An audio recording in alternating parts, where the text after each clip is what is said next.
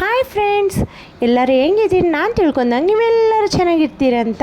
ಇವತ್ತು ನಿಮ್ಮ ಸಲಗ fish masala dry ತೊಗೊಂಬಂದೀನಿ. ಭಾಳ ಚೆನ್ನಾಗಾಗುತ್ತೆ.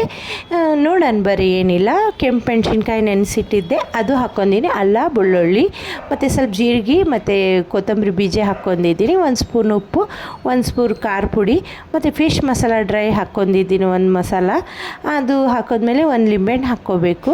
ಪೂರ ಲಿಂಬೆಹಣ್ಣು ಹಾಕ್ಕೊಂಬಿಡ್ಬೇಕು ಫ್ರೆಂಡ್ಸ್. ಆಮೇಲೆ ಇದು ಮಿಕ್ಸಿ ಮಾಡ್ಕೊಂಬಿಡ್ಬೇಕು.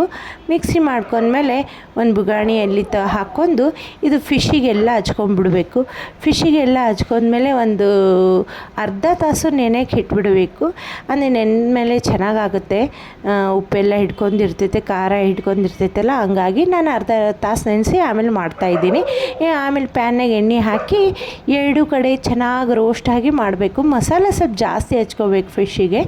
ಆಮೇಲೆ ಚೆನ್ನಾಗಿ ಎಲ್ಲ 2 ಕಡೆ ರೋಸ್ಟ್ ಮಾಡ್ಕೊಂಡ್ಮೇಲೆ ಇದು ಸ್ವಲ್ಪ ಕರಿಬೇವು ಹಾಕ್ಕೊಂಬಿಡ್ಬೇಕು. ಕರಿಬೇವು ಹಾಕ್ಕೊಂಡು ಇನ್ನೂ ಮತ್ತೆ 2 ಸಲ ರೋಸ್ಟ್ ಮಾಡ್ಕೊಂಡು ಇಷ್ಟು ಚೆನ್ನಾಗಾಗುತ್ತೆ ಇದು ಸ್ಮೆಲ್ಲು. ನನಗೆ ಇನ್ನಾದರೂ ಬಾಯಿಗೆ ನೀರು ಬರ್ತಾಯಿದೆ, ಅಷ್ಟು ಚೆನ್ನಾಗಾಗುತ್ತೆ. ನೀವು ಮನೆಗೆ ಒಂದು ಸಲ ಟ್ರೈ ಮಾಡಿರಿ ಫ್ರೆಂಡ್ಸ್. ನನ್ನ ವಿಡಿಯೋ ಹೆಂಗೆ ಅನಿಸ್ತಾ ಇದೆ ನಿಮಗೆ? ಲೈಕ್ ಆ್ಯಂಡ್ ಶೇರ್ ಪ್ಲೀಸ್ ಆಗಿ ಮಾಡಿರಿ, ಮರಿಬೇಡ್ರಿ ಆಯಿತಾ? ನೋಡಿರಿ, ಟೇಸ್ಟ್ ನಾನು ಮಾಡ್ತಾಯಿದ್ದೀನಿ. ಇಷ್ಟು ರುಚಿಯಾಗಿತ್ತು, ಅಷ್ಟು ರುಚಿಯಾಗಿತ್ತು. ಆಮೇಲೆ ನಮ್ಮ ಮನೆಯವ್ರು ಬಂದಮೇಲೆ ತಿನ್ನಿಸಿದ್ದೆ. ಭಾಳ